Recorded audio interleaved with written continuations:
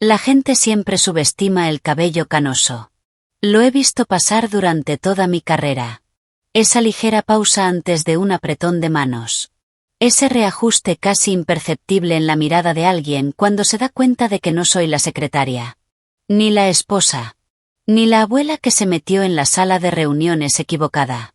Soy Dorothy Hargrove, tengo 68 años, exfundadora y socia directora de Hargrove Consulting Group, una de las firmas de asesoría legal más influyentes que este estado haya visto. Me he sentado frente a gobernadores, jueces federales y hombres que creían, de verdad creían, que su dinero los hacía intocables. Ninguno lo era. Me retiré hace 3 años, de manera deliberada, en mis propios términos. Un martes por la mañana en octubre, con el clima perfecto y una oferta sobre la mesa que era obscena, vendí mi parte de la firma, compré una propiedad en el campo con 12 acres y una cocina más grande que mi primer apartamento, y decidí que mi segundo acto me pertenecería por completo. No me estaba escondiendo. Estaba descansando. Hay una diferencia. Y lo supe con el mismo instinto que me sirvió durante 4 décadas en salas llenas de gente brillante. Sabría cuándo ese descanso terminaría. Solo que no esperaba que terminara a las 2 de la mañana. Mi teléfono no suena a esa hora. Me he asegurado de eso. Hay un solo número que puede entrar sin restricciones después de la medianoche. 1. Mi hija Vanessa. Así que cuando la pantalla iluminó el techo de mi habitación y apareció su nombre, ya estaba sentada antes de la segunda vibración. Contesté. Lo que salió del teléfono no fue una voz. Fue algo más crudo. El sonido que hace una persona cuando ha estado conteniendo algo terrible durante tanto tiempo que, cuando finalmente se rompe, no sale en forma de palabras. Sale en forma de respiración. Una respiración entrecortada, húmeda, desesperada. Mamá. Una sola palabra. Y ya sabía que esto no era algo pequeño. Vanessa, ¿dónde estás? En la comisaría. Un jadeo, un sollozo contenido. Marcus, mamá, no puedo. Vanessa. Mi voz era baja, firme. La voz que uso cuando necesito que alguien vuelva a centrarse. Necesito que respires una vez y luego me digas exactamente dónde estás. Me lo dijo. 4ª comisaría, en el centro. Su abogado ya está aquí, susurró. Llegó antes que la ambulancia, y están diciendo que mamá, están diciendo que soy inestable, que me caí, que he estado teniendo episodios. Yo ya estaba fuera de la cama. No digas una palabra más a nadie, dije con calma, buscando mi blazer en la oscuridad. Ni a los oficiales, ni al abogado, ni siquiera un sí o un no. Les dices que estás esperando a tu abogada. ¿Puedes hacer eso? Una pausa. Luego, más pequeño. Sí. Bien. Estaré ahí en 40 minutos. Corté. Me paré frente al espejo exactamente 12 segundos. No por vanidad, sino por hábito. Una lección que aprendí a los 32 en una declaración que casi sale mal. Lo primero que la gente lee cuando entras a una sala es si crees que perteneces ahí. Postura. Quietud. Ausencia de disculpa. Ajusté mi Rolex, acomodé el cuello de la camisa. Marcus Del Roy había cometido un tipo de error muy específico, el tipo de error que los hombres como él siempre cometen. Planifican para la mujer que aparenta ser. Nunca para la mujer que realmente eres. Había pasado meses, lo descubriría después, construyendo su versión de los hechos. Su abogado. Su narrativa. Su red de seguridad. Lo que no había previsto era que yo cruzaría esa puerta. Y todo lo que vendría después. El trayecto hasta la 4ª comisaría toma 38 minutos a esa hora. Lo sé porque ya lo he hecho antes. No por motivos personales, sino profesionales. Hace años asesoré en protocolos de reforma para esa misma dependencia. Conozco la distribución. Sé dónde están las salas de detención. Sé que el escritorio del supervisor nocturno está a la izquierda de la entrada principal. Y sé que la luz fluorescente sobre el segundo pasillo parpadea desde, al menos, 2019, porque nadie con autoridad presupuestaria se ha molestado en arreglarla. Los detalles importan. Siempre lo han hecho. Construí mi carrera sobre los detalles. Fundé Hargrove Consulting Group a los 31 con una oficina prestada, una fotocopiadora usada y la reputación que había construido durante 6 años como asociada junior en una firma donde aún se esperaba que las mujeres tomaran notas y sonrieran. Yo no tomaba notas. Hacía preguntas que incomodaban a los socios senior. Escribí informes que 3 jueces federales citaron en sus decisiones a lo largo de 5 años. Cuando me fui para crear mi propia firma, 2 de esos socios me dijeron que estaba cometiendo un error. Para cuando tenía 40, ya tenía 12 empleados, 3 contratos gubernamentales y una oficina en el piso 14 de un edificio del que después llegaría a ser copropietaria. A los 50, la firma tenía 47 consultores y una lista de clientes que parecía un índice de Forbes. No hacíamos publicidad. No la necesitábamos. En ciertos círculos, mi nombre entraba en las salas antes que yo. Te cuento esto no para impresionarte. Te lo cuento porque lo que le pasó a Vanessa, lo que Marcus llevaba meses construyendo, dependía por completo de una sola suposición, que yo era solo su madre. Una mujer mayor de cabello canoso con una casa en el campo, a la que podían manejar, retrasar y, finalmente, descartar. Había investigado a la versión equivocada de mí. Vanessa tenía 22 años cuando trajo a Marcus a casa por primera vez. Era atractivo de esa manera en la que ciertos hombres lo son, simétrico, calculado, como algo diseñado para ser mirado. Tenía un apretón de manos firme. Hablaba con claridad y se reía exactamente en los momentos correctos. Noté, porque noto todo, que ajustaba ligeramente su personalidad dependiendo de quién estuviera en la sala. Más cálido conmigo, más frío con sus amigas, encantador con desconocidos y sutilmente impaciente cuando nadie lo estaba mirando ser encantador. No dije nada. Vanessa era adulta. Tenía la independencia de su madre y la terquedad de su padre. Su padre, Richard, había fallecido 8 años antes. Y lo último que ella necesitaba era que yo convirtiera cada cena familiar en un interrogatorio. Así que observé. Esperé. Y esperé estar equivocada. No lo estaba. Con los años, pequeñas cosas se fueron acumulando. Vanessa llamando menos.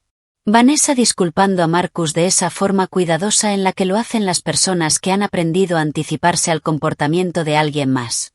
Visitas canceladas con explicaciones que no terminaban de encajar. Una Navidad, hace 3 años, lo vi corregirla delante de todos, de manera casual, precisa, como corriges a una niña. Y ella se encogió de una forma que rompió algo dentro de mí, en silencio. Lo mencioné una vez, con suavidad, después de las fiestas. Mamá. Su voz fue amable, pero firme. Sé que lo haces con buena intención, pero esta es mi vida. Respeté eso. Porque sé lo que le cuesta a una mujer pedirle a su madre que dé un paso atrás. Y sé lo que cuesta que esa petición sea ignorada. He construido una vida leyendo salas. Y leí esa con claridad. Ella necesitaba que confiara en ella. Y lo hice. Lo que no hice, y esto es importante, fue dejar de prestar atención. No soy una mujer que entra en pánico. El pánico es un lujo al que renuncié alrededor del 3er año dirigiendo la firma, cuando entendí que lo más peligroso que puedes hacer en una crisis es reaccionar antes de pensar. Así que, mientras conducía por calles vacías hacia la 4ª comisaría, no estaba en pánico. Estaba catalogando. Pensaba en el abogado. Porque el hecho de que Marcus tuviera a su abogado presente antes de que llegara la ambulancia me decía algo muy preciso. Me decía que esto no había sido un impulso que se salió de control. Me decía que alguien tenía un plan para lo que venía después. Pensaba en la palabra inestable. En lo específicamente útil que es esa palabra. No violenta. No peligrosa. Inestable. Una palabra diseñada no para acusar, sino para reinterpretar. Para hacer que todo lo que viene después, la herida, el miedo, la llamada a su madre a las 2 de la mañana, parezca el síntoma de una condición y no la evidencia de un crimen. Quien haya preparado al abogado de Marcus ya había hecho esto antes. Apreté ligeramente el acelerador. También pensaba en Vanessa. En la forma en que dijo su abogado llegó antes que la ambulancia. No con sorpresa, sino con agotamiento. El agotamiento de alguien que, en el fondo, ya sabía cómo funcionaba el sistema en el mundo de ese hombre. Que probablemente ya lo había visto funcionar así antes, en dosis más pequeñas, en espacios más silenciosos. No me había llamado en el primer incidente. Eso ya lo sabía por su voz. La crudeza que escuché no era solo dolor. Era la crudeza específica de un secreto que, por fin, había dejado de serlo. Ella me había estado protegiendo. O protegiéndose de mi reacción. O protegiendo la versión de su vida que había intentado creer que todavía podía salvarse. Ahora ya no importaba. Lo que importaba era que me había llamado, y que todo lo que Marcus había construido, durante el tiempo que fuera que lo había estado construyendo, el abogado, la narrativa, la actuación de esposo preocupado manejando a una esposa inestable, no había tenido en cuenta una variable, que ella todavía tenía mi número, y que yo todavía contestaba. Entré al estacionamiento de la cuarta comisaría a las 2:47 de la madrugada. Miré el espejo una vez. No por hábito esta vez, sino por algo más deliberado. Necesitaba ver con claridad lo que el abogado de Marcus iba a ver cuando yo cruzara esas puertas. No una madre preocupada. No una mujer asustada en medio de la noche. Una mujer que había pasado 40 años entrando en salas donde no la esperaban, y ganando. Salí del auto, acomodé la solapa y caminé hacia la entrada sin disminuir el paso. La luz fluorescente del segundo pasillo seguía parpadeando. Algunas cosas nunca cambian. El comisario Raymond Castillo me recibió en la entrada del pasillo lateral. No porque lo hubieran llamado, sino porque cuando el sargento de turno susurró mi nombre, la información recorrió ese edificio como siempre lo había hecho. En silencio, rápido y con un peso muy específico. Raymond se veía mayor de lo que recordaba, más canas en las sienes, pero sus ojos eran los mismos. Agudos, cuidadosos, los ojos de un hombre que había pasado 30 años leyendo salas, y sobreviviendo a ellas. Dorothy. Raymond. Eso fue todo lo que necesitábamos. 20 años de historia profesional comprimidos en 2 nombres. Él mismo me llevó hasta Vanessa. Estaba en una sala lateral fuera del corredor principal, una sala que reconocí como la que usan para testigos, no para sospechosos. Eso me dijo que Raymond ya había tomado al menos una decisión antes de que yo llegara. Pequeñas misericordias. De las que aprendes a notar cuando sabes contarlas. Vanessa levantó la mirada cuando entré. El lado izquierdo de su rostro estaba gravemente hinchado. El hematoma se había intensificado durante el trayecto, tornándose púrpura en la mandíbula y extendiéndose hacia el cuello. Su ojo izquierdo estaba casi cerrado. Sostenía una bolsa de hielo derretida con ambas manos, como una niña sosteniendo algo que le dijeron que no soltara. Me senté a su lado. No frente a ella. A su lado. No dije lo siento, no dije todo va a estar bien. He aprendido que ambas frases, por bien intencionadas que sean, hablan más de quien las dice que de quien las necesita. Tomé la bolsa de hielo de sus manos, la acomodé correctamente contra el punto más inflamado de su mandíbula y la sostuve allí. Ella exhaló. Su abogado ya está aquí, dijo otra vez. Las mismas palabras que por teléfono. Un peso completamente distinto ahora que podía ver su cara. Lo sé, respondí. Cuéntame todo desde el principio. Sin editar. Y me lo contó. Había empezado con dinero. Casi siempre empieza así. Vanessa había encontrado estados de cuenta bancarios. No porque los estuviera buscando, sino porque Marcus había dejado una carpeta en la bandeja de la impresora compartida. Estados impresos de una cuenta que ella no sabía que existía. Su nombre no figuraba, pero los depósitos eran grandes, irregulares, y 4 de ellos coincidían con fechas en las que Marcus le había dicho que estaba viajando por trabajo. Cuando ella le preguntó al respecto, él sonrió. Eso fue lo que más la asustó, dijo. No la ira. La sonrisa. Le dijo que estaba confundida, que estaba interpretando mal los documentos, que había estado bajo mucho estrés y que quizá debería hablar con alguien. Luego le quitó la carpeta de las manos con la paciencia de alguien desarmando a una niña, y la conversación terminó. 2 semanas después, La carpeta ya no estaba en la impresora, todos los cajones de su oficina en casa estaban nuevamente cerrados con llave. Ella no dijo nada. No hizo nada. Porque ya sabía, lo sabía desde hacía más tiempo del que podía admitir, que Marcus operaba con una lógica que ella no podía ver del todo, y que moverse demasiado pronto le costaría más que esperar. Así que esperaste, dije. Empecé a tomar notas, respondió. En mi teléfono. Notas bloqueadas. Fechas, cosas que decía, cosas que no encajaban. La miré. Esa era mi hija. Había estado prestando atención después de todo. Hace 3 noches, continuó, me dijo que iba a salir. Volvió después de la medianoche. Yo estaba despierta. Ahora siempre estoy despierta. Ya no duermo bien. Me preguntó por qué seguía despierta. Le dije que no podía dormir. Y entonces hizo una pausa. Su voz se estabilizó. Dijo, has estado revisando mis cosas. No era una pregunta. Era una afirmación. Ella lo negó. Él volvió a sonreír. Y entonces me agarró de la mandíbula, y me dijo, necesitas aprender que te pertenece y que no. Y luego. Se detuvo.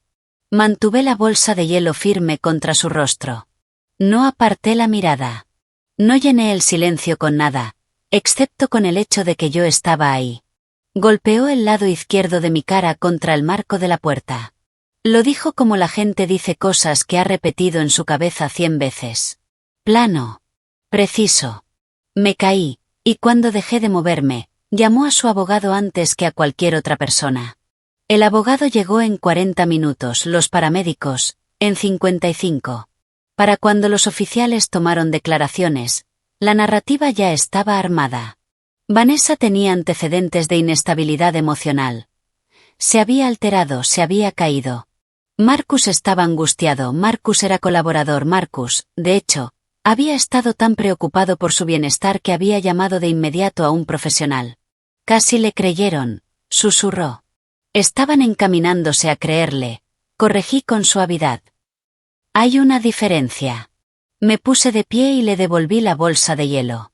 No hables con nadie hasta que vuelva.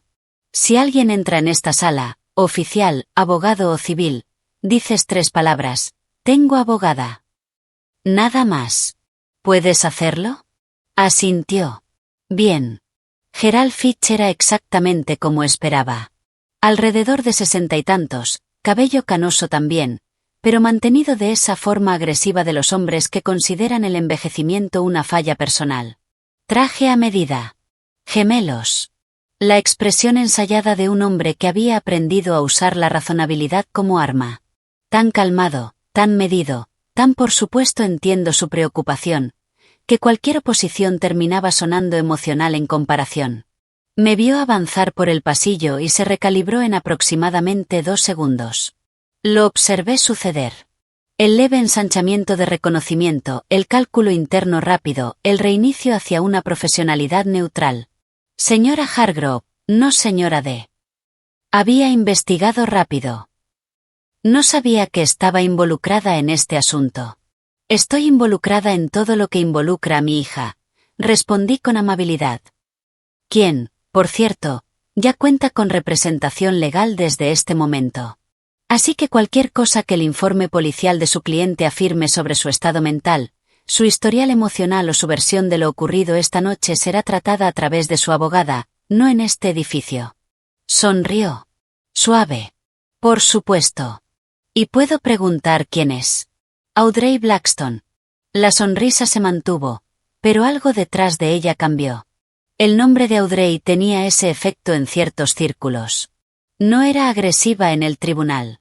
Era metódica, paciente, y tenía un historial de resultados en litigios civiles que ponía nerviosas a las aseguradoras. Me pondré en contacto, dijo Fitch. Lo espero, respondí. Y me di la vuelta. Raymond me esperaba cerca de la entrada, café en mano. Una taza nueva. Noté que alguien se la había preparado. Nos quedamos junto a la ventana. El estacionamiento estaba vacío, salvo por mi auto y un patrullero. Caso doméstico, dijo en voz baja. Fracturas consistentes con impacto contra una superficie dura. El médico de urgencias, que vino para una segunda evaluación, lo confirmó en unos 4 minutos. El informe de Fitch dice que se cayó. El informe de Fitch dice muchas cosas. Raymond miró su café. Con las lesiones registradas y la evaluación del hospital, tenemos base para retener al marido al menos 48 horas mientras se investiga. Pero, Dorothy, levantó la mirada, Fitch es bueno. Y tu hija tardó mucho en reportar esto. Si no hay incidentes previos documentados. Si hay incidentes previos, dije. No documentados por vías oficiales, pero Vanessa ha estado llevando registros. Raymond se quedó en silencio un momento. ¿En su teléfono? En su teléfono. Notas bloqueadas, entradas con fecha. Como mínimo, establece un patrón de conducta a lo largo del tiempo. Asintió lentamente. El asentimiento de un hombre que está calculando implicaciones. Vamos a necesitar que dé una declaración completa, dijo. En acta, esta misma noche si es posible, mientras la documentación está reciente. Dará la declaración, respondí, después de que Audrey hable con ella por teléfono. Lo aceptó. Raymond había pasado suficientes años rodeado de personas como yo para entender que después de su abogada no era una obstrucción. Era hacer las cosas correctamente. Llamé a Audrey desde el estacionamiento a las 3:20 de la madrugada. Contestó en el segundo tono. Audrey, soy Dorothy. Necesito que estés despierta. Una pausa. El sonido de una lámpara encendiéndose. Habla. Hablé. Para las 4 de la madrugada, 3 cosas habían ocurrido. Audrey estaba en altavoz con Vanessa en la sala lateral, guiándola en el proceso de su declaración, línea por línea. Marcus había sido trasladado a un área de detención separada mientras avanzaba la investigación formal que Raymond había iniciado. Y Gerald Fitch había hecho 2 llamadas en el pasillo que observé a distancia. La segunda lo dejó, por primera vez esa noche, visiblemente menos cómodo. Me senté en la sala de espera con un café que no bebí y pensé en la carpeta de la impresora. En los cajones cerrados con llave. En una cuenta a nombre de nadie conocido para Vanessa, con depósitos grandes e irregulares en fechas que no coincidían con los viajes que él decía hacer. En un hombre que había llamado a su abogado antes que a una ambulancia. Nada de eso era accidental. Nada de eso era impulsivo. Ese era el comportamiento de alguien que gestionaba riesgos. Alguien con protocolos. Alguien que, en algún momento, había decidido que Vanessa era un problema. O, más precisamente, que ella había descubierto lo suficiente como para tener que ser controlada de manera más agresiva. Lo que significaba que había más. Siempre hay más cuando el comportamiento es así de estructurado. No sabía aún qué, pero sí sabía por dónde empezar a buscar. No en ese edificio, no esa noche, sino en los días siguientes, en los registros, en los patrones, en los lugares donde las personas cuidadosas dejan rastros. No porque sean descuidadas, sino porque creen que nadie está prestando suficiente atención como para encontrarlos. Marcus del Roy había creído eso. Más adelante entendería que fue su error más caro. Poco antes de las 5 de la mañana, Raymond vino a buscarme. Lo vamos a retener, dijo. 48 horas mientras avanza la investigación. El médico de urgencias firmó el informe de lesiones. Ya está registrado. Asentí. La declaración de tu hija es sólida, añadió. Las notas en su teléfono. Su abogada ya se movió para preservarlas como evidencia. Bien. Me miró un momento. Esa mirada particular de alguien que quiere decir algo y está decidiendo si hacerlo. Esto no va a ser sencillo, dijo finalmente. Fitch ya está construyendo la narrativa, y 48 horas son suficientes para empezar. Lo sé, respondí. Lo aceptó. Volví a la sala lateral. Vanessa ya había terminado la llamada con Audrey. Estaba sentada con las manos en el regazo, sin la bolsa de hielo, mirando al suelo. Cuando entré, levantó la vista. ¿Qué pasa ahora?, preguntó. Me senté a su lado otra vez. Ahora, dije, Dejamos de reaccionar a lo que él construyó, y empezamos a construir lo nuestro. Se quedó en silencio. Necesito que me envíes esas notas. Continué. Cada entrada, cada fecha. Y luego quiero que pienses con cuidado en cualquier persona que haya visto algo. Un amigo al que haya incomodado, un compañero de trabajo que haya notado algo, cualquiera que haya tenido una conversación contigo y pueda recordarla. Él siempre era muy cuidadoso en público, dijo. Las personas como Marcus son cuidadosas en lo que creen que importa, respondí. Rara vez lo son en lo que no saben que deberían vigilar. Me puse de pie y acomodé el blazer. Te voy a llevar a mi casa, dije. No a la suya, no a la tuya, a la mía. Y después voy a hacer algunas llamadas. Se levantó despacio, con cuidado. 48 horas. Menos, si Fitch se movía rápido. Era suficiente. Había construido casos completos en menos tiempo. Afuera, la ciudad empezaba a pasar del negro al gris. Ese gris particular del amanecer temprano, cuando la noche aún no termina de irse y el día todavía no toma el control. La hora entre lo que fue y lo que viene. Le abrí la puerta a mi hija. Salimos juntas. Siempre he creído que las primeras 72 horas después de una crisis son las más reveladoras.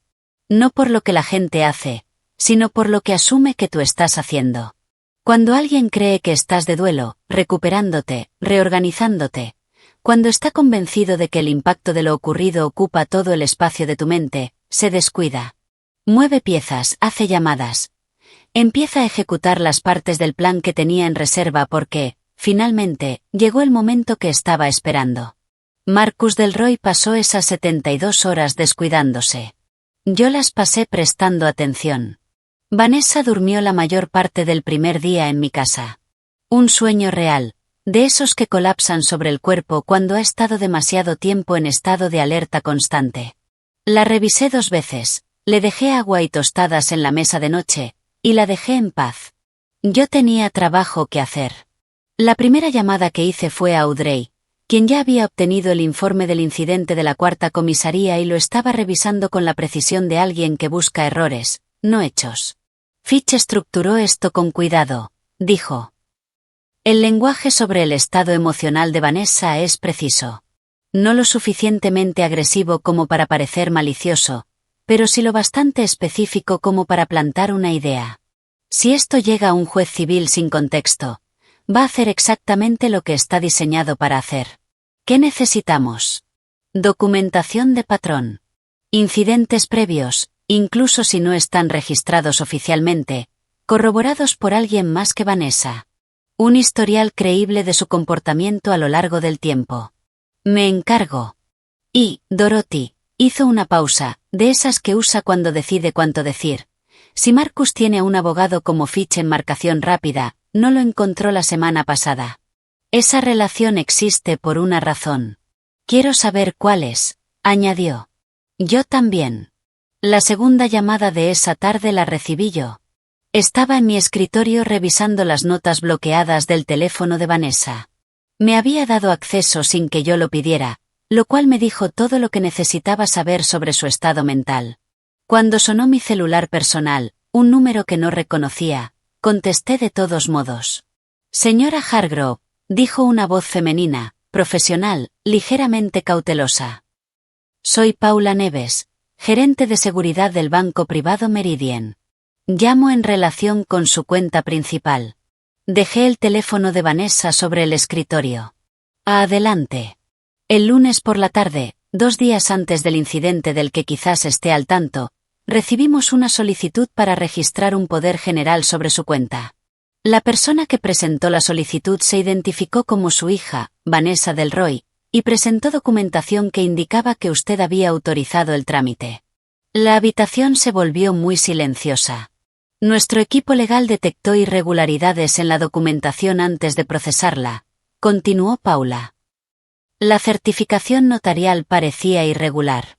El número de registro del notario correspondía a una licencia suspendida en este estado. Rechazamos la solicitud y marcamos la cuenta para monitoreo. Según nuestro protocolo, debemos notificar directamente al titular. Disculpe la demora. Primero necesitábamos confirmar internamente. ¿A qué hora exactamente el lunes? Pregunté. La solicitud se presentó a las 4:47 de la tarde. Miré las notas sobre mi escritorio. La entrada de Vanessa de ese mismo lunes decía: M llegó temprano, inesperado. Me encontró hablando por teléfono. Quería saber con quién hablaba. Marcus había llegado antes de lo esperado y había encontrado a Vanessa en el teléfono. Esa misma tarde, alguien había intentado usar su nombre para acceder a mi cuenta. Vanessa no había hecho esa llamada. Estaba en casa. Lo que significaba que alguien había usado su nombre sin su conocimiento. Oh, y esa posibilidad era más fría. Alguien había preparado documentación a su nombre y había actuado antes de que ella pudiera impedirlo, contando con que, si algo salía mal, el nombre que quedaría expuesto sería el de ella, no el de él. Señora Neves, dije, necesito un registro completo por escrito de esa solicitud. La documentación presentada, la hora, la notificación de rechazo y el nombre y contacto de quien presentó la solicitud, ya sea en persona o mediante representante. Una breve pausa. Esa documentación puede prepararse para su abogada mediante una solicitud formal. Mi abogada es Audrey Blackstone. Se pondrá en contacto dentro de la hora. Corté. Llamé a Audrey. Le conté lo que sabía. Su respuesta fue una sola palabra. Perfecto. No le conté a Vanessa sobre la llamada del banco ese día. Esto es importante, y quiero ser clara sobre por qué. No fue engaño. Fue estrategia. Necesitaba entender la forma completa de lo que estaba viendo antes de llevarlo hacia ella. Porque Vanessa había pasado años dentro de esa situación, y su instinto bajo presión, comprensiblemente, dado lo que había vivido, seguía siendo gestionar la reacción de Marcus, en lugar de su propia posición. Si le contaba sobre el banco demasiado pronto, antes de saber cuántas otras piezas estaban en juego, podía enfrentarlo, advertirle, o simplemente derrumbarse al comprender lo grande que era todo esto. Yo necesitaba que estuviera firme y necesitaba tiempo. Pasaron 2 días más. Al tercer día, Audrey me llamó con la primera pieza que había conseguido Glenn Rohr, el investigador que había contratado la mañana siguiente a nuestra llamada de medianoche sin que yo tuviera que pedírselo.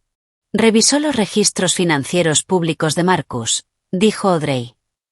Declaraciones comerciales, historial de litigios civiles, gravámenes sobre propiedades. Dorothy, este hombre no es solvente. No lo ha sido al menos durante 2 años. ¿Cuánto? Entre deudas personales, una sociedad fallida que se disolvió hace 18 meses y lo que parecen ser obligaciones informales que aún no figuran en registros públicos, Glenn estima más de 800.000. Pensé en la cuenta que Vanessa había encontrado en la impresora. Depósitos grandes en fechas irregulares. Ha estado manejando ingresos por canales que no aparecen en su perfil financiero oficial. Dije. Esa también es la lectura de Glenn, respondió Audrey. Lo que significa que la pregunta no es solo qué debe, sino de dónde ha estado obteniendo dinero y qué ha prometido a cambio.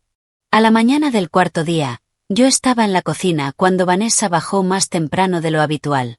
Se veía mejor. No bien, pero presente. La hinchazón había bajado. Se movía con más cuidado, pero se movía. Se sentó en la isla. Yo preparé café. Hablamos durante mucho tiempo. Esa era la conversación que había estado esperando. No para extraer información, sino para darle espacio a ofrecerla. Hay una diferencia entre interrogar a alguien y simplemente estar en la habitación mientras empieza a recordar cosas que no sabía que importaban. Me habló de los viajes de trabajo. Del patrón del teléfono de Marcus, boca abajo cuando ella entraba a una habitación, boca arriba cuando él ya había marcado el tono de la conversación. De cómo él había empezado, primero de forma gradual y luego más rápida, a interponerse entre ella y sus propias decisiones, lo que gastaba, a quien veía, cuando hablaba conmigo. Me habló de un hombre llamado Clifford, que había ido a cenar a su casa una vez, hacía 18 meses. Un socio de Marcus. Callado. Vestido con una elegancia costosa que no coincidía con la forma en que se movía.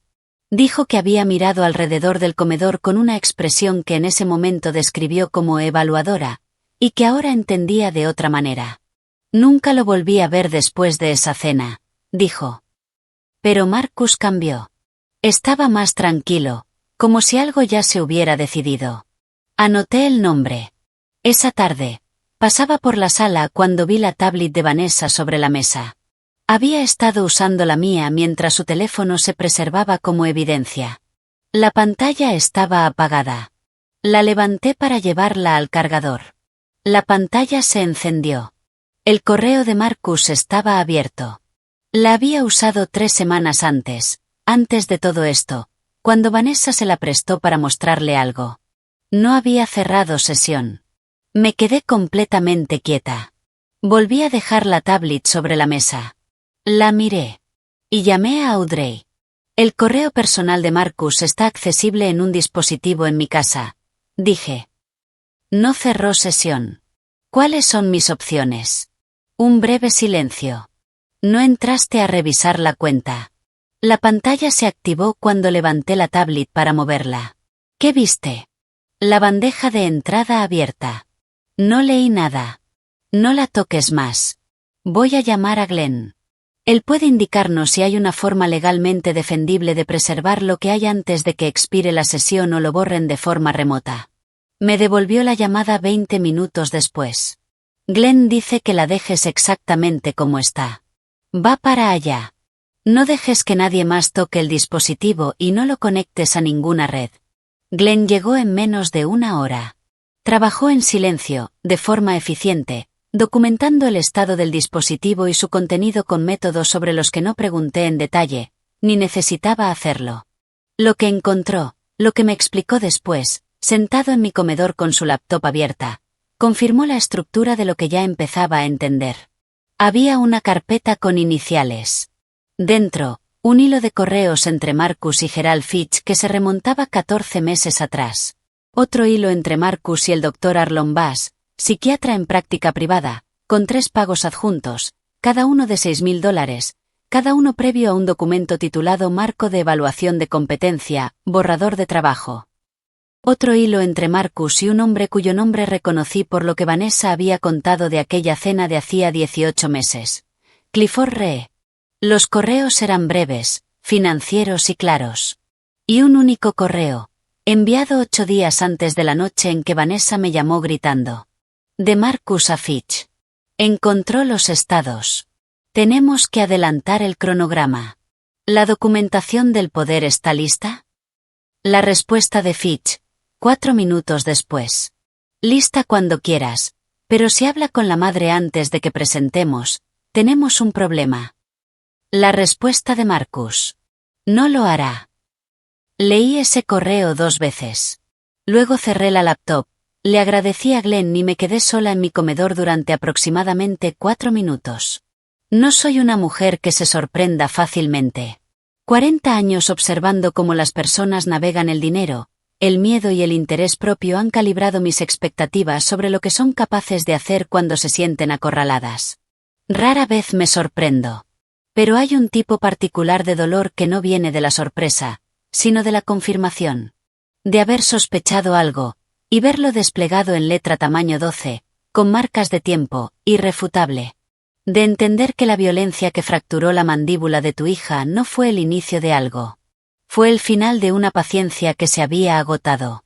Había planificado durante más de 1 año.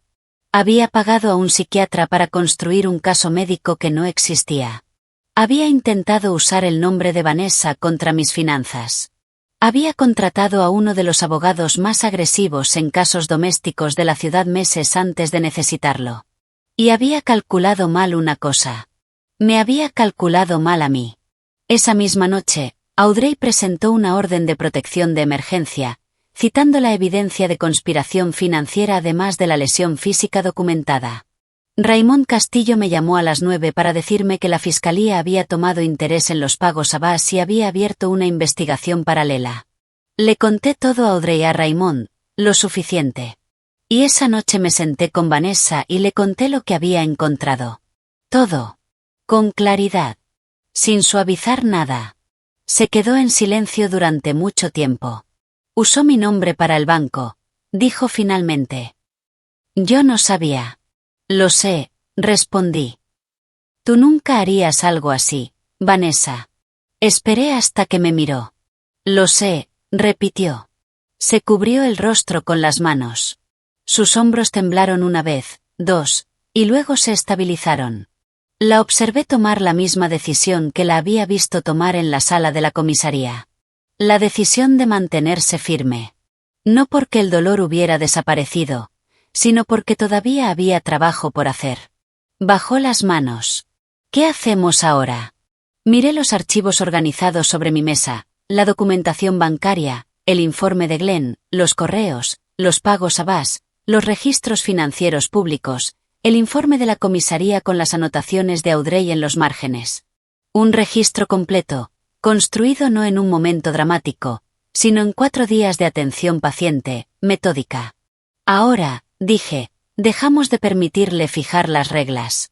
La mañana en que Audrey presentó la moción federal, llovía. No una lluvia dramática. No de esas que se anuncian. Una lluvia gris, constante, que se asentaba sobre la ciudad con indiferencia. La observé desde la ventana de la oficina de Audrey mientras firmaba la última página del expediente consolidado y se lo pasaba a su asistente sin levantar la vista. Siempre me gustó eso de Audrey. Hacía las cosas más importantes con la misma naturalidad con la que servía café. Ya está presentado, dijo. Asentí. La presentación no era una sola acción. Era una estructura. Capas, secuencia, diseñada para avanzar por múltiples frentes al mismo tiempo, de modo que ningún movimiento de Fitch pudiera derrumbar todo. Cargos por violencia doméstica con lesión documentada y confirmación médica. Cargos civiles por fraude y conspiración vinculados al intento en el Banco Meridian y al poder notarial falsificado. Una denuncia formal ante el Colegio de Psiquiatras contra el Dr. Arlon Bass por los pagos documentados. Y una derivación a la Unidad de Delitos Financieros de la Fiscalía por las cuentas no declaradas de Marcus y la conexión con Clifford Ree, que Glenn había seguido investigando y que se había vuelto considerablemente más interesante en las últimas 48 horas. Gerald Fitch había estado operando bajo la suposición de que manejaba un incidente doméstico. Una hija asustada, una mujer retirada que sería lenta en reaccionar y fácil de desviar. Estaba a punto de descubrir lo que significa equivocarse en ambas cosas. Audrey había organizado que estuviéramos presentes cuando la moción fuera formalmente recibida. No en la sala del tribunal, eso vendría después, sino en una reunión procesal con la secretaria del juez, una formalidad que servía principalmente para establecer tiempos y precedentes. Lo que no me había dicho hasta esa mañana era quién más estaría en el edificio. El fiscal federal Nathaniel Cross había solicitado una breve conversación preliminar. Audrey había aceptado sin decírmelo porque, simplemente, dijo. Sabía que querrías preparar una presentación, y necesitaba que entraras siendo tú misma. 40 años de amistad te dan derecho a tomar ese tipo de decisiones. Cross era más joven de lo que esperaba. Poco más de 40, con esa quietud enfocada que distingue a quienes han aprendido a conservar energía para cuando realmente importa. Se puso de pie cuando entré. No de forma teatral. Simplemente se puso de pie. Señora Hargrove. Señor Cross. Nos sentamos. Ya había revisado todo, la presentación, el informe de Glenn, la documentación bancaria, los pagos a Bass, el hilo de correos recuperado de la cuenta de Marcus. Todo. Y me miró con la expresión de alguien que está recalibrando en tiempo real. El ángulo de conspiración financiera es el más sólido, dijo. La conexión con Bass nos da potencial de fraude además de los cargos domésticos, lo que cambia significativamente el cálculo de la sentencia. Pero quiero entender mejor la evidencia de los correos y su cadena de custodia antes de comprometerme. Audrey lo guió a través de la documentación de Glenn. Precisa. Sin prisa. Cross hizo 3 preguntas, cada una más aguda que la anterior. Ella respondió las 3 por completo. Luego me miró a mí. Su yerno construyó un plan de 18 meses para acceder a sus activos usando a su hija como instrumento, dijo. Y cuando el plan se detuvo, se volvió violento. Ese es un resumen preciso, respondí. ¿Y su hija? ¿Era consciente de partes del plan? Sabía que él tenía problemas financieros. No sabía del intento de poder notarial ni de los pagos a Bass. Cuando descubrió los estados de cuenta, se negó a seguir cooperando. Fue entonces cuando le fracturó la mandíbula. Cross guardó silencio un momento. Quiero avanzar, dijo, pero necesito la cooperación total de su hija como testigo. ¿Cooperará? Señora Hargrove, hizo una pausa. Entiende que esto será público. El juicio, los detalles financieros, todo. Lo miré con firmeza. Señor Cross, pasé 40 años en salas donde hombres poderosos asumían que las mujeres de cierta edad elegirían el silencio antes que las consecuencias. Marcus Del Roy asumió lo mismo. A mí no me interesa el silencio. Casi sonrió. No, dijo. Eso ya lo veo. Fitch recibió la notificación a las 2:14 de la tarde. Audrey tenía un contacto en la oficina del secretario, nada indebido, solo una relación profesional de años, que describió su reacción como controlada, pero apenas. Llamó a Audrey dentro de la hora. Yo estaba en su oficina cuando entró la llamada. La puso en altavoz sin preguntarme, porque sabía que yo querría escuchar. Audrey, su voz era la misma, suave, medida, la voz de un hombre que ha practicado la compostura hasta volverla estructural. Esta presentación es agresiva. Refleja la evidencia, respondió Audrey con calma. La evidencia de correos tiene problemas de cadena de custodia que cualquier defensa competente explotará en los primeros 10 minutos. La documentación de Glenn es exhaustiva. Su credibilidad como exagente federal influirá en cómo esos cuestionamientos impacten ante un jurado. Pausa. El ángulo de Bass es especulativo. 3 pagos de $6,000 cada uno, previos a un documento de evaluación de competencia en el correo de su cliente. El Colegio de Psiquiatras no lo considera especulativo. Otra pausa. Más larga. ¿Qué quiere su clienta? Audrey me miró. Negué una vez con la cabeza. Mi clienta quiere lo que dice la presentación, respondió. Responsabilidad total en todos los cargos. No estamos negociando, Gerald. Silencio durante 3 segundos. Entendido, dijo, y colgó. Audrey dejó el teléfono, me miró. Va a intentar darle la vuelta, dijo. Ofrecer la cooperación de Marcus en el tema financiero con Ree a cambio de reducir los cargos domésticos. Que lo intente, respondí. Raymond ya alertó a la unidad de delitos financieros. Si Ree es lo que Glenn cree, la cooperación de Marcus va a valer mucho menos de lo que Fitch imagina. Asintió lentamente. Ya has hecho esto antes, dijo. No como pregunta. No así, respondí. Pero los principios son los mismos.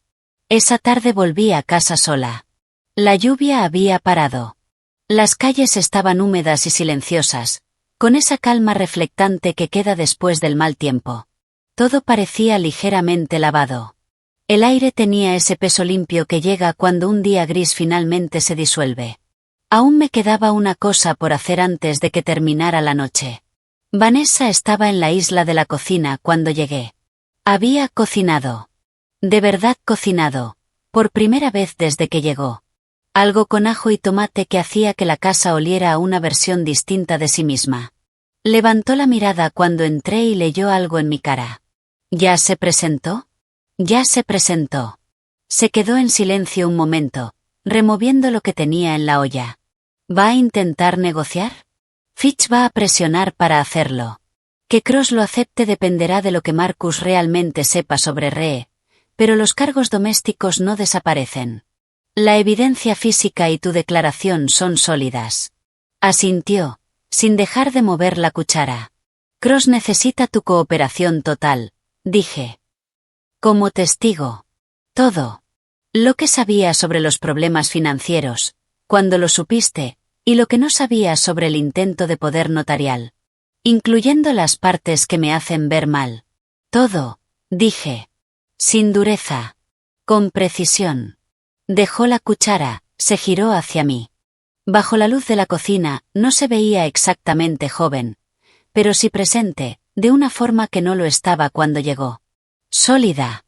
Esa solidez particular de alguien que ha dejado de prepararse para el impacto y ha empezado a decidir qué viene después. Lo haré, dijo. Lo sé. Volvió a la cocina. Colgué el abrigo, me senté en la isla y, por primera vez en 9 días, no tenía una llamada que hacer, ni un documento que revisar, ni un siguiente paso que calcular. Simplemente me senté en mi cocina mientras mi hija cocinaba. Y afuera, la ciudad seguía haciendo lo que siempre hace. Indiferente, implacable, llena de personas atravesando sus propias versiones de lo que nosotras acabábamos de vivir. Pero en esa cocina, durante esos minutos concretos, algo había cambiado. No estaba resuelto. No había terminado. Pero había cambiado. Como cambia el peso cuando la parte más pesada finalmente ha sido nombrada y colocada en su sitio. Marcus Del Roy había construido su plan alrededor de una mujer que no se defendería. Se había equivocado en todo lo que importaba. Y al día siguiente, en un edificio federal a unos 5 kilómetros de donde estaba sentada, el resto comenzaría. El Tribunal Federal de la calle Mercier fue construido en 1923. Granito gris. 12 escalones desde la acera hasta la entrada. 4 columnas flanqueando la puerta. Había estado dentro más veces de las que podía contar. Había asesorado en casos juzgados dentro de esas paredes, había preparado abogados en sus pasillos, había, a los 44, estado sentada en la galería viendo a un hombre contra el que ayudé a construir un caso recibir una sentencia que salió en la portada de 3 periódicos. Nunca había entrado como la parte afectada. Se sentía distinto. Más personal. Como si el edificio mismo me estuviera observando reajustarme. Audrey estaba a mi lado en los escalones, Glenn Rohr, 3 pasos detrás, Vanessa a mi izquierda, caminando despacio, pero firme, con el mentón en alto, la mandíbula aún levemente marcada bajo el maquillaje. La postura de una mujer que ha decidido que la forma en que entra a una sala es la primera declaración que hace. Yo le enseñé eso. No de forma explícita. Pero en algún punto entre su infancia y esa mañana, lo aprendió. Entramos. La audiencia preliminar no era el juicio. Quiero ser precisa con esto, porque la diferencia importa. No de forma dramática, sino estratégica. Lo que ocurrió esa mañana fue una audiencia formal de evidencia ante la jueza Patricia Elmore, una de las magistradas más metódicas del Distrito Federal. 26 años en el estrado. Una reputación de paciencia que, en la práctica, funcionaba como presión. Dejaba que las cosas se desarrollaran a su ritmo. Nunca apresuraba. Y tenía una forma particular de hacer preguntas aclaratorias que siempre revelaban exactamente lo que buscaba revelar. Gerald Fitch la conocía. No parecía feliz de estar en su sala. Marcus estaba en la mesa de la defensa, con un traje gris oscuro que reconocí. Lo había usado en una cena en mi casa, hacía 3 años, cuando me estrechó la mano y dijo lo mucho que le alegraba por fin compartir tiempo real conmigo. Se veía compuesto. Preparado. La forma en que una persona se ve cuando ha ensayado su compostura durante horas, y ahora la utiliza como estrategia. No me miró cuando entré. Eso me dijo todo lo que necesitaba saber. Cross presentó el caso consolidado de forma medida, secuencial, como alguien que ha llevado suficientes procesos federales como para entender que lo que convence a un juez no es el volumen ni la emoción, sino la estructura. Colocó cada elemento en su lugar, uno tras otro, con la confianza de quien construye algo que no necesita actuación, porque la propia estructura es el argumento. Primero, la lesión física. Documentación médica. Línea de tiempo. La discrepancia entre la versión reportada, que ella se había caído, y la evidencia anatómica, que el médico de urgencias había resumido en 4 frases que tomaron aproximadamente 30 segundos en leerse, y otros 30 en desmontar por completo la narrativa de Fitch. Luego, la conspiración financiera. La alerta del Banco Meridian, el intento de registro del poder notarial, la licencia suspendida del notario, la documentación que Paula Neves había proporcionado. Audrey logró que el registro escrito del banco se incorporara como evidencia. Cross lo recorrió sin comentarios. No los necesitaba. Las marcas de tiempo hablaban con una claridad que cualquier retórica solo habría diluido. Después, los pagos a Bass. 3 transacciones, cada una de $6.000, cada una en efectivo, cada una previa a un documento que describía marcos de evaluación de competencia para una mujer que nunca había estado en el consultorio del Dr. Bass, nunca le había estrechado la mano, nunca había consentido ningún tipo de evaluación. Cross dejó que eso quedara en el aire un momento antes de continuar. Luego, los correos electrónicos. Glenn había preparado un resumen depurado, organizado, indexado y legalmente sólido en cuanto a la cadena de custodia. Cross lo presentó ante la jueza Elmore con la naturalidad de alguien acostumbrado a manejar pruebas mucho más complejas.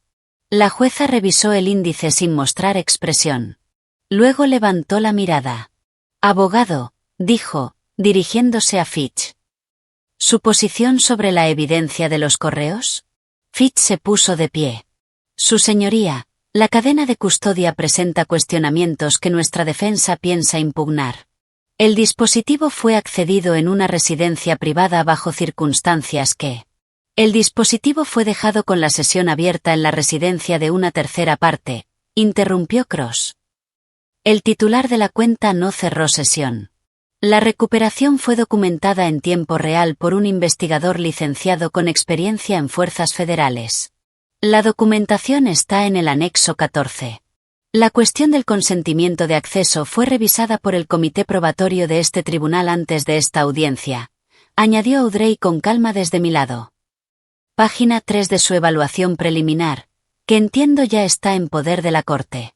La jueza Elmore miró a Audrey, luego a Fitch, y volvió a sus documentos. «Lo tengo», dijo. Y continuó. Fitch se sentó. Su expresión no cambió, pero algo alrededor de sus ojos se tensó apenas. Un ajuste mínimo. El tipo de detalle que solo nota alguien entrenado para verlo. Yo lo noté. El momento que estaba esperando llegó 40 minutos después, cuando Cross presentó la conexión con Clifford Ree. Glenn había hecho un trabajo minucioso. Ree era, en el lenguaje formal del informe, un intermediario financiero con vínculos documentados a múltiples casos de fraude civil en 2 estados, actualmente bajo investigación federal independiente por irregularidades relacionadas con valores. En términos simples, un hombre que conectaba a personas con problemas de dinero con soluciones que no resistían el escrutinio legal, y que había sido lo suficientemente cuidadoso durante suficiente tiempo como para no haber sido alcanzado aún oficialmente. El intercambio de correos entre Marcus y Ree se remontaba a 19 meses. El esquema financiero que Glenn había reconstruido a través de registros públicos y descubrimiento legal no era simple. Incluía una serie de instrumentos informales, una propiedad en un condado vecino que Marcus había comprometido parcialmente sin el conocimiento de Vanessa, y lo que parecía ser un plazo de cumplimiento. Un plazo que había vencido 6 semanas antes de la noche en que Vanessa me llamó. Cross presentó esta sección al final, de manera deliberada. Porque respondía a la pregunta que siempre surge en un proceso así. ¿Por qué entonces? ¿Por qué esa noche? ¿Por qué el salto de manipulación a violencia? La respuesta era el plazo. Marcus había prometido a Ree acceso a capital en una fecha específica. Falló. El intento de poder notarial en el Banco Meridian fue el último movimiento desesperado de alguien que se había quedado sin tiempo. Cuando falló, cuando Vanessa encontró los estados y se negó a seguir participando, cuando todo lo que había construido durante 19 meses colapsó en una sola semana, hizo lo que hacen las personas cuando el plan desaparece pero la presión permanece. Intentó aferrarse a lo único que creía que aún podía controlar. También se equivocó en eso. Fitch pidió un receso después de que Cross terminara con la parte de Ree. La jueza Elmore concedió 15 minutos. Salí al pasillo con Audrey. Glenn caminaba 2 pasos detrás, en esa forma discreta que ya entendía no era deferencia, sino vigilancia. Siempre estaba observando algo. «Va a hacer una oferta», dijo Audrey en voz baja. «Cooperación sobre Ree a cambio de una recomendación de pena reducida en los cargos domésticos». «Lo sé. Cross podría estar interesado. Ree es un objetivo mayor. Nathaniel Cross tomará la decisión que sirva a su caso», respondí. «Ese es su trabajo. El nuestro es asegurarnos de que los cargos domésticos estén lo suficientemente bien documentados como para que una reducción de pena no signifique desaparición de pena». Asintió. ¿Y Vanessa? Miré por el pasillo. Estaba junto a una ventana, al fondo, sola, mirando la calle. Espalda recta. Manos quietas. Vanessa va a estar bien, dije. Audrey siguió mi mirada. Es como tú. Es mejor que yo, respondí. Llegó hasta aquí con mucho menos apoyo. Cuando se reanudó la audiencia, Fitch hizo la oferta. La presentó con la precisión suave de alguien que ha hecho propuestas similares en salas similares muchas veces. Cooperación total de Marcus en la investigación federal sobre Clifford Ree, testimonio documentado, acceso a comunicaciones y registros que él había conservado personalmente. A cambio, la defensa sostendría que las acciones de Marcus la noche del incidente, aunque lamentables, fueron producto de una presión psicológica extrema derivada de una situación financiera en gran parte orquestada por las prácticas coercitivas de Ree. Un experto médico testificaría sobre alteraciones conductuales inducidas por estrés. Las recomendaciones de sentencia reflejarían circunstancias atenuantes. La sala quedó en silencio cuando terminó. Cross miró sus documentos un momento, luego a la jueza Elmore. El Estado reconoce que la cooperación en el asunto Ree tiene valor federal, dijo. Sin embargo, los cargos domésticos, incluyendo la conspiración de fraude a través del esquema psiquiátrico con Bass y el intento en el Banco Meridian, no son susceptibles de mitigación bajo esta propuesta. Estamos dispuestos a aceptar la cooperación sobre Ree como un procedimiento paralelo. Los cargos ante esta corte se mantienen tal como fueron presentados. Fitch lo esperaba, pero esperar algo y recibirlo no pesan igual. Su señoría, empezó. Señor Fitch, interrumpió la jueza Elmore. Su voz tenía la misma temperatura que durante toda la audiencia. Ni fría ni cálida. Precisa. Los cargos tal como han sido presentados avanzarán a juicio. Si su cliente desea cooperar con los investigadores federales en el asunto Ree, ese acuerdo corresponde a la Fiscalía y no altera lo que esta Corte debe resolver. ¿Hay algo más respecto al registro probatorio preliminar? Fitch miró a Marcus. Marcus miró la mesa por primera vez esa mañana. La compostura ya no era estrategia. Era simplemente un hombre sentado muy quieto, porque ya no quedaba nada que interpretar. Vanessa dio su testimonio después del receso. Le había preguntado a Audrey si debía estar en la sala. Audrey le preguntó a Vanessa. Vanessa dijo: necesito que esté ahí. Así que estuve ahí. Se sentó en el lugar de testigos con la quietud de alguien que no había ensayado las palabras, sino la firmeza. Cross la guió con cuidado. La línea de tiempo del comportamiento financiero de Marcus, lo que ella sabía y cuando lo supo, el descubrimiento de los estados, la conversación en la que él le quitó la carpeta de las manos mientras sonreía. La escalada en las semanas siguientes. La noche de la agresión, desde el momento en que él llegó a casa hasta el momento en que ella terminó en la cuarta comisaría, intentando encontrar la forma más clara de describir lo que le había pasado en el rostro sin que sonara como si ella lo mereciera. No lloró. No porque no lo sintiera, conozco a mi hija, sino porque había tomado una decisión sobre lo que ese momento requería, y la estaba sosteniendo con todo lo que tenía. Fitch la contrainterrogó con cautela. No tenía nada que realmente pusiera en riesgo su testimonio. Y sabía que presionar a una mujer visiblemente herida, respaldada por evidencia médica, registros bancarios y los propios correos de su marido, no lograría nada frente a esa jueza, salvo destruir en silencio cualquier simpatía que aún le quedara a la defensa. Hizo 6 preguntas. Ella respondió las 6. Cuando terminó, caminó de vuelta hasta el asiento a mi lado y se sentó sin mirar a Marcus, sin mirar a Fitch, sin mirar a ningún lado excepto al frente. Puse mi mano sobre la suya en la mesa. Ella giró la palma y la sostuvo. La jueza Elmore dictó su decisión a las 4:17 de la tarde. Todos los cargos se sostenían para ir a juicio, la orden de protección se extendía, el pasaporte de Marcus quedaba retenido. La fianza se fijó en una cifra que reflejaba el componente de conspiración financiera, lo suficientemente alta como para que Ree, quien tenía todos los motivos para mantener a Marcus disponible y cooperando, tuviera que decidir si valía la pena la inversión. Mientras Marcus era escoltado desde la mesa de la defensa para ser procesado, se giró por primera vez ese día. Me miró. No sé qué esperaba ver. Tal vez satisfacción. Tal vez triunfo. La expresión de una mujer que había ganado algo. Lo que vio, imagino, fue algo más silencioso. Ni victoria. Ni alivio. Solo una mujer mirándolo con la atención completa de alguien que, desde el momento en que escuchó la voz de su hija por teléfono a las 2 de la madrugada, supo exactamente lo que esto iba a requerir, y lo hizo. Todo. Sin pánico, sin atajos. Sin un solo movimiento que no pudiera sostenerse bajo el escrutinio de una sala exactamente como esa. Él apartó la mirada primero. Gerald Fitch recogió sus papeles. Se detuvo apenas al pasar junto a nuestra mesa. No para hablar. Solo una leve pausa, el gesto de un profesional reconociendo algo que no iba a decir en voz alta. Luego se fue. Audrey se inclinó hacia mí. Cena, dijo. Tú, yo y Vanessa.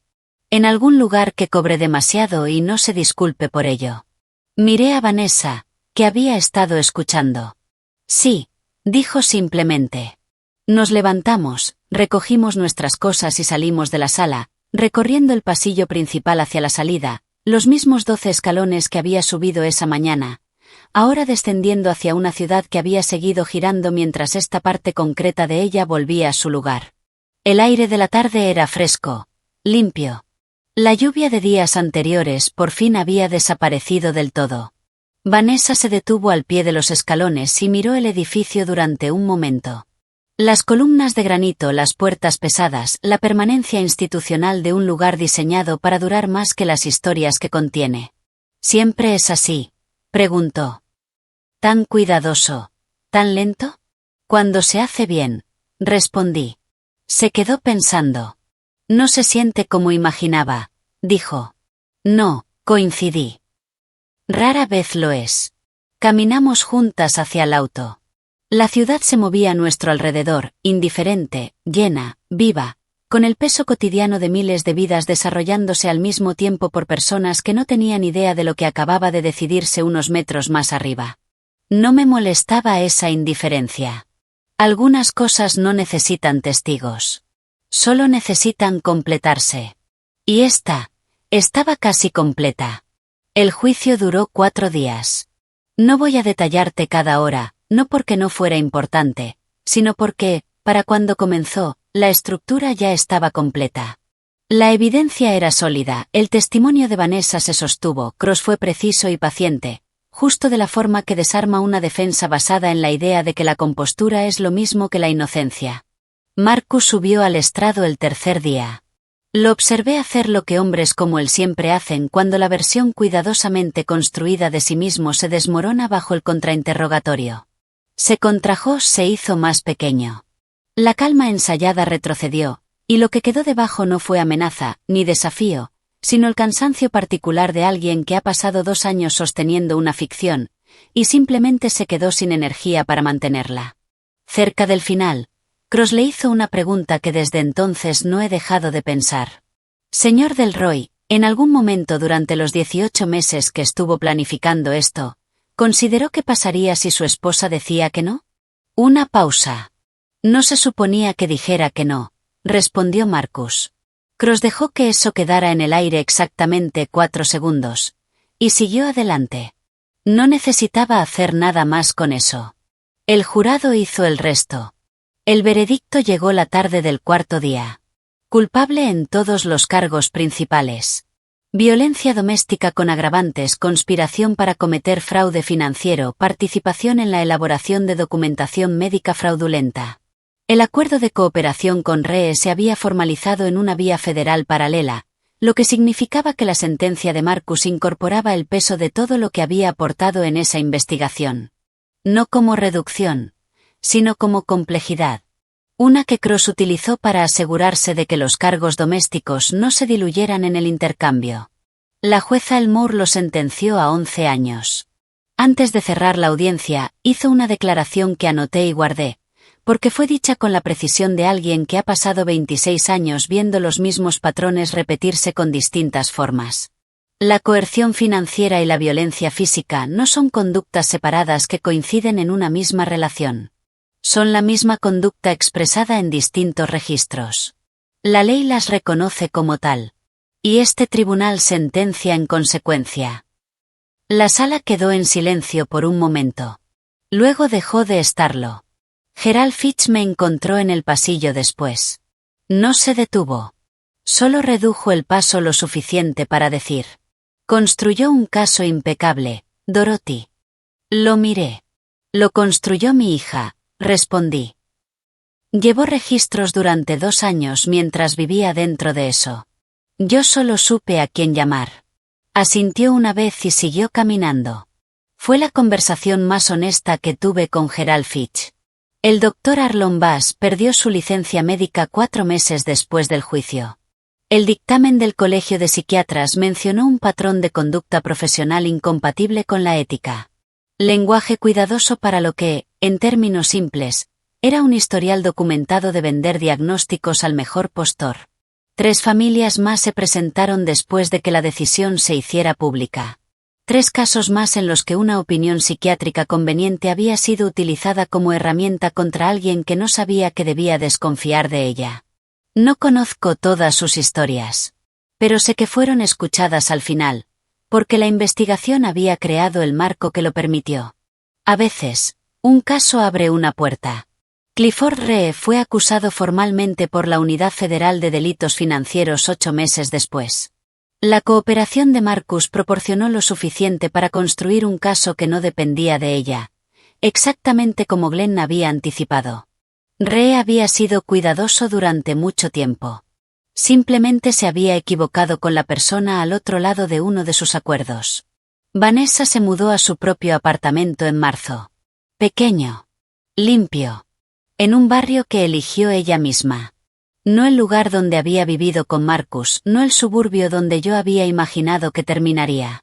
Una tercera opción que encontró por su cuenta y me mostró una noche, durante la cena, con la determinación tranquila de alguien que ha aprendido, a un costo alto, el valor de tomar sus propias decisiones. Me gusta, dijo, enseñándome fotos en su teléfono. Tiene un patio, y la cocina tiene buena luz. Es perfecto, respondí. Se mudó un sábado. La ayudé a llevar cajas y no di opiniones sobre la distribución de los muebles, a menos que me las pidiera. 2 veces me pidió opinión.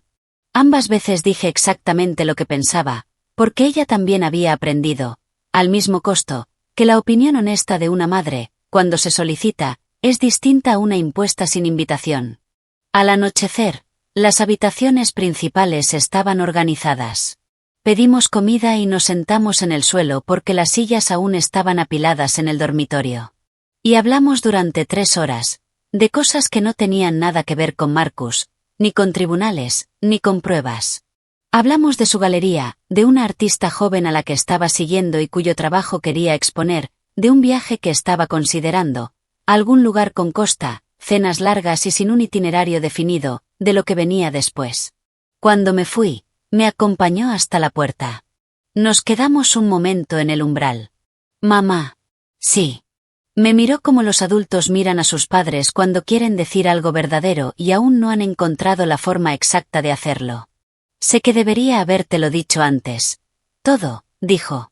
Pensé en la respuesta correcta. No la fácil. No la que nos haría sentir cómodas en esa puerta. Sí, respondí. Deberías haberlo hecho. Lo aceptó. Pero entiendo por qué no lo hiciste. Continué. Y entenderlo no significa que estuviera bien. Significa que eres humana. Y yo también. Y aún así, vamos a estar bien. Sonrió. La primera sonrisa que le vi que llegaba hasta el final. Que no se detenía antes de los ojos. Está bien, dijo. Está bien, respondí. 6 meses después del veredicto, abrí una pequeña oficina en el 4º piso de un edificio que siempre me había gustado. Buena luz. Un pasillo silencioso. Una vista de la ciudad que me recordaba la ubicación de la antigua firma, sin intentar imitarla. La placa en la puerta dice: Instituto Hargrove de Protección Financiera para Adultos Mayores. Una abogada, un investigador, Glenn, que había decidido que la consultoría le sentaba mejor que el trabajo que hacía antes, una red de instituciones financieras que aceptaron reportar intentos irregulares de acceso directamente a nuestra línea, una relación con la oficina de Raimon Castillo para los casos que cruzan al ámbito penal. No es la firma. Nunca pretendió serlo. Pero la primera mañana, me senté en ese escritorio con la luz entrando en un ángulo que no había planeado, y que descubrí que prefería. Y entendí algo que no había podido formular con claridad durante los 3 años de retiro antes de que todo esto comenzara. El silencio que elegí no estaba mal. Lo necesitaba, me lo había ganado. Pero hay un tipo particular de mujer, y conozco a muchas, he estado rodeada de ellas toda mi vida profesional, que no desaparece en el descanso. Que descubre que las habilidades que construyó durante toda una vida no se retiran con elegancia. Que mira un mundo que sigue lleno de los mismos patrones que navegó durante 40 años, y entiende, sin dramatismo, que alejarse por completo nunca fue realmente una opción. Yo soy ese tipo de mujer. Marcus del Roy asumió que el cabello canoso, una casa en el campo y un segundo acto tranquilo significaban que ya no tenía filo. Se equivocó. Simplemente, por fin tenía la paciencia para elegir cuándo usarlo. Vanessa me llamó un martes por la mañana, 3 semanas después de que abrí la oficina. ¿Cómo va todo?, preguntó. Miré los archivos sobre mi escritorio. 3 casos nuevos, 2 derivados por Raymond, 1 por Audrey. Cada uno, una persona que había llamado a un número en una pequeña placa en una puerta del 4º piso. Porque necesitaba a alguien que supiera construir cosas que resisten. Va avanzando, respondí. Se rió. La versión real. Bien, dijo. Eso es bueno. Afuera, la ciudad hacía lo que hacen las ciudades. Seguía en movimiento, indiferente, llena de lo ordinario y lo extraordinario ocurriendo al mismo tiempo para personas que nunca conocerían los nombres de las otras. Llena de mujeres que aún no habían hecho la llamada que necesitaban hacer. Llena de planes construidos por personas que creían que nadie estaba prestando suficiente atención. Tomé el primer expediente, y volví al trabajo.